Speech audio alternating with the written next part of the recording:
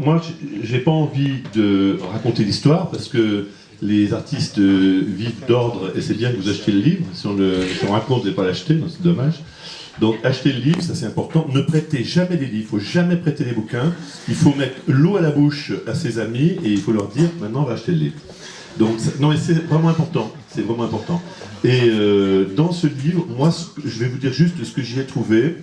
Bon, comme beaucoup de gens, évidemment, je ne m'en remets pas de tristesse et de consternation d'assassinat de 6 millions d'individus, comme tout un chacun. Mais ce livre a mis pour moi en évidence autre chose. Il a mis en évidence le fait qu'on pouvait être vivant et mort. On pouvait avoir survécu à cette saloperie et être mort.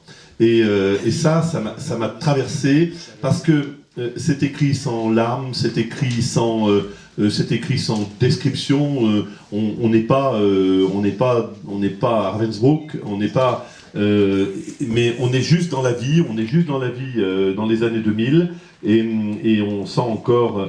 Et je me suis rappelé d'ailleurs quand j'ai lu ce livre, j'ai souvent, comme tout un chacun aussi, regardé des émissions où on voit des rescapés, des gens qui sont sortis de cet enfer. Et vous savez que quand ils racontent leurs histoires, même à 80 ans, eh bien, quand ils la racontent, et même pour la 100e fois, eh bien, ils pleurent. Parce que l'émotion, elle se gomme pas. Les années font rien contre l'émotion. Et cette émotion, cette puissance-là, elle est dans le livre de Déborah.